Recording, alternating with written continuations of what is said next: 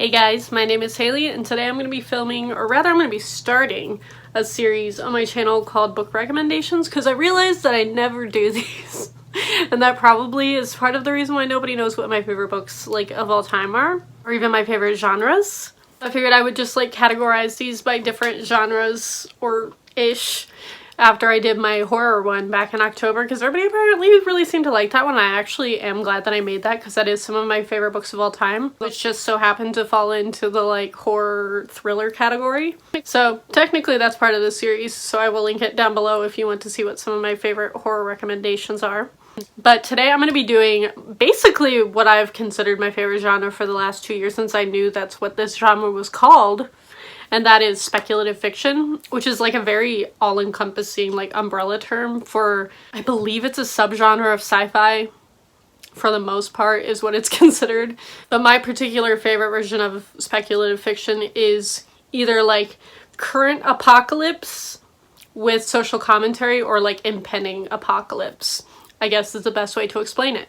And if you've been around on my channel for any length of time, if you've paid attention to my favorite books of the last 2 or 3 years, they have all been the top one has pretty much always been a speculative fiction one. So I'm just going to name off a couple that I really enjoy, that I love to recommend to people if you like social commentary, but in a sci-fi way, not necessarily in a contemporary social justice way, but in a social commentary on specific things. This will make more sense as I go along, I promise.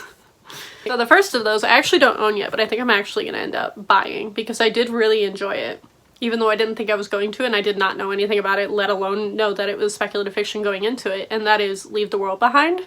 I read this in October, I believe it was towards the end of October, and ended up halfway through it recommending it to Kate because I knew she would really like it.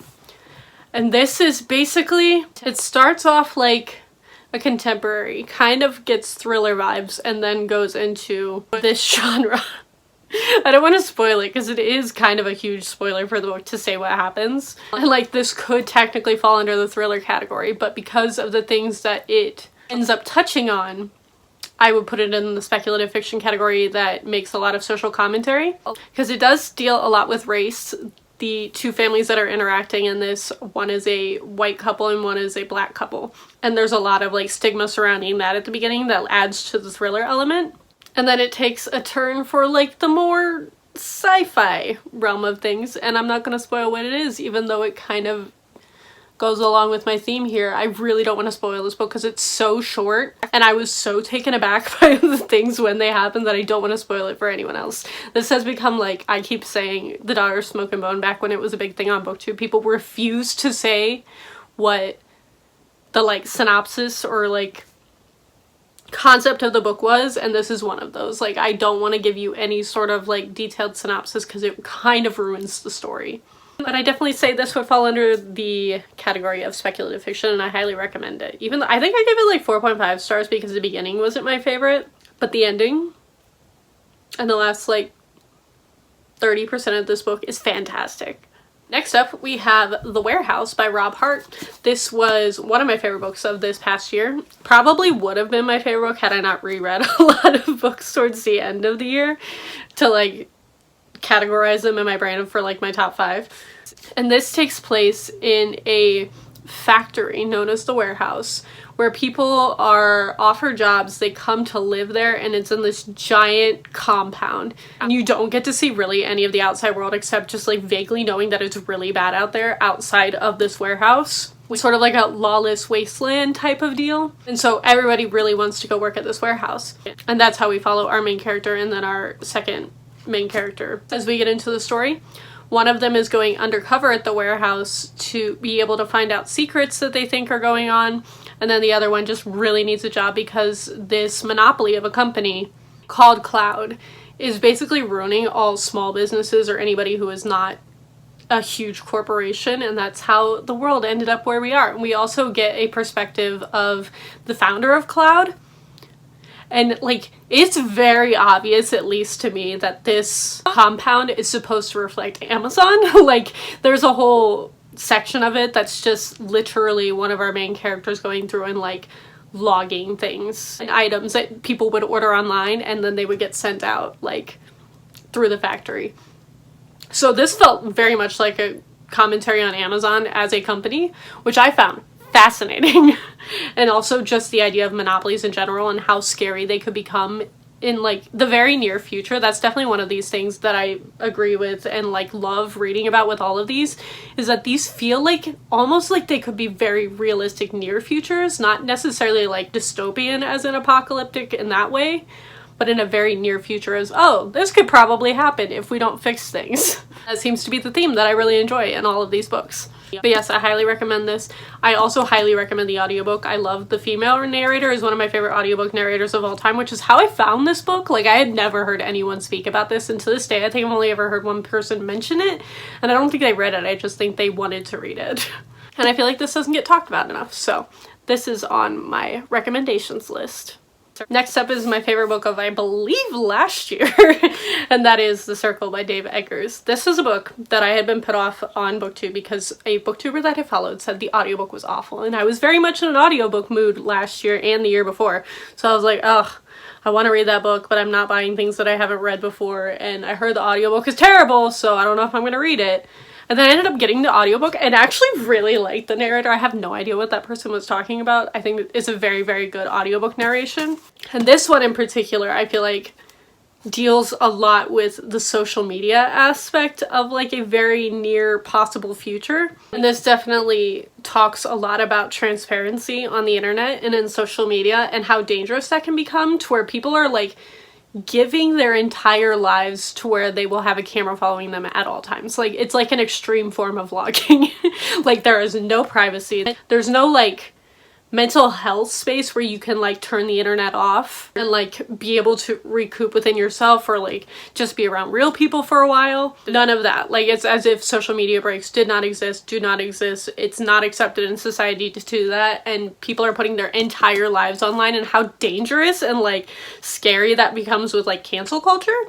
And this was fascinating. It's probably one of my favorite commentaries on social media I've ever read. I really want to reread this because I kind of like binged it really fast in like 2 days, like almost 2 years ago now. And I loved the commentary. I loved the way social media was portrayed.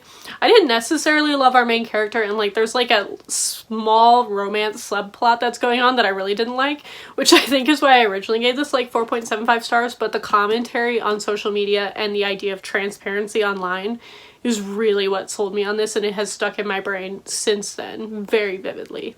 And then next up we have An Absolutely Remarkable Thing by Hank Green. This was my favorite book of 2 years ago? 3 years ago? When did this come out? Oh my god, I forgot I had to sign one. I literally met Hank Green. I'm just really bad at my memories, apparently.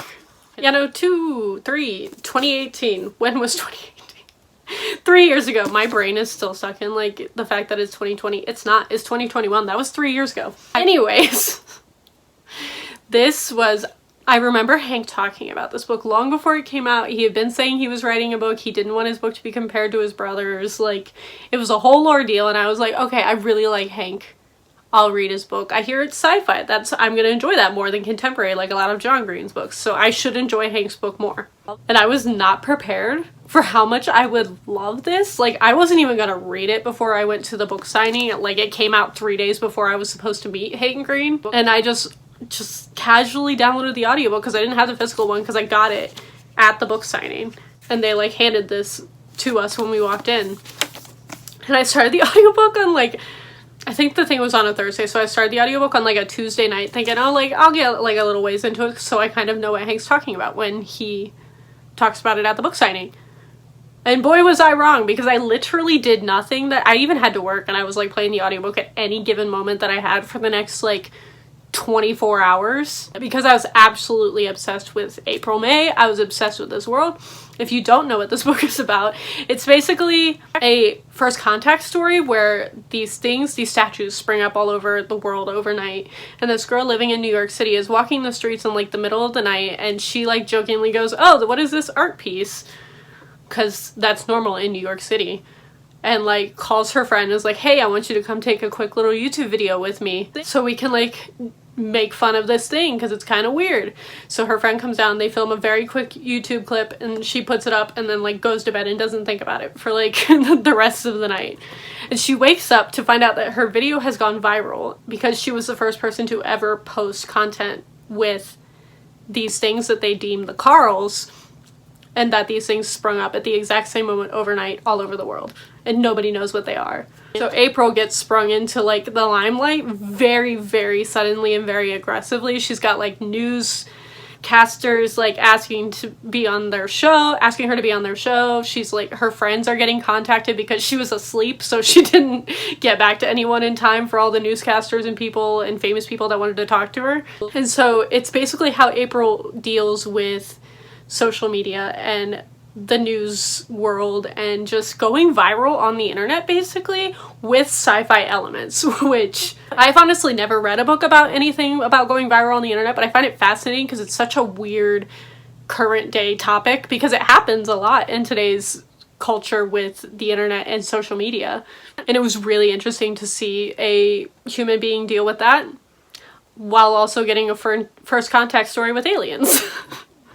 So I love this. This is probably one of my favorite books of all time, and I will always highly recommend this forever and ever and ever. I also love April May. Like, I love her as a character. She's very, very flawed, but it's such a realistic portrayal of what happens when you can go viral on the internet, and literally anyone in the world could go viral for no real reason other than the internet thought it was cool. And I know Hank pulled a lot from his like experience on social media and the internet over the years. Like, he's been one of the first like big YouTubers on the YouTube platform before YouTube became what it is now. Like, him and his brother have been there for like 10 years, and he definitely pulled a lot from his experiences with social media to throw into this. And I definitely saw that because I've been watching Hank for like 8 or 9 years, and I was just so pleasantly surprised that I loved his books so much. And then last on my speculative fiction recommendations is The Book of M, which this 100% falls more on the sci-fi aspect. Those ones like tend to fall more contemporary. Like, it goes like mostly contemporary, pretty contemporary about social media with like sort of sci-fi elements, and then you get into more sci-fi elements. And this one is definitely more sci-fi apocalyptic type of deal. And this is a world where people one day wake up and they have lost their shadows. And everybody's like, oh, that's really weird. Like, that's not something we ever expected to happen. That shouldn't be possible. And so everybody thinks it's really strange at first. And then slowly you start to realize that when you lose your shadow, you not only forget, like, you start to, like, form a type of dementia where you're, like, forgetting random things. And then it progressively gets worse as people throughout the world are losing their shadows and losing memories.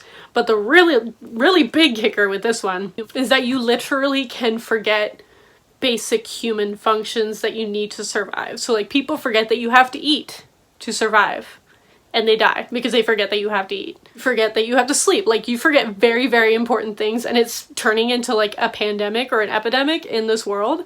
And it's so fascinating. The two main characters that we follow are so fascinating. I really want to reread this. This is on my list to reread this year because it's been so long since I read it.